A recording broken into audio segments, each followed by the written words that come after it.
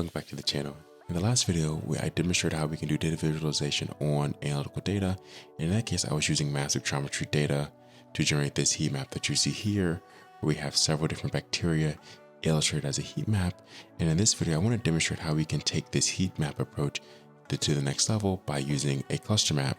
Now, the cluster map combines the visualization of a heat map with the kilometer of clustering, and I've demonstrated this a number of different ways, and I want to demonstrate it another way where we can actually add a new layer of information on this cluster map.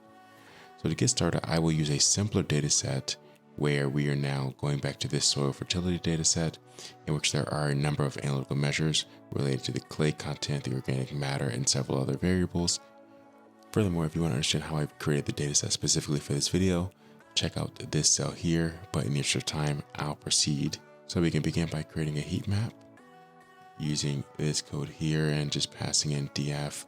I will just select the variables that are related to the measurements by using this analytes list that I create on line 7.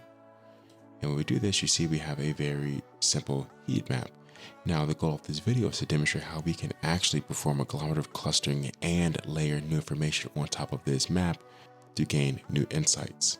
And so, of course, we can quickly get to our cluster map by running the cluster map method and then passing in our data frame. And again, let's stick to analytes. Let's make the cluster map a little bit larger. So we just set the fig size argument equal to, let's say, 8 by 6. And so now we have a cluster map. And in this case, I do want to perform some scaling on this just to kind of improve the performance. And we'll just do a square root scaling. Again, if you want to understand why we're doing this, if you go to the Fundamentals of Analytical Chemistry playlist or any of the others, really, you will understand this. But in essence, this helps to compress the intensity values and tends to help these sorts of algorithms perform better. So here, there appear to be two major groups here, where about half the data is grouped in this lower part and the other half is grouped on this upper part. And along these different rows are the various samples, but due to visibility, we don't see all of the samples. And this is where this new layer of information can be helpful, because what if we can now add a new layer of color that actually applies a color to each row based on the field location? To do that, let me copy this line of code and move that below here and rerun it. And if we push Shift Tab, you see there's a set of arguments called row colors and column colors. And in this case, I want to use the row colors argument. And let's look further into this documentation. And you can see that the row or column colors takes a list like or pandas data frame series. And so in this case, we're going to pass a list because it needs to actually encode the color that we want to map on. For instance, if I want to map the df.field here, I can't just pass in this argument because there are no colors. So if I pass in df.field, you see that there are no RGB colors to convert. And so we need to actually perform this conversion for the method.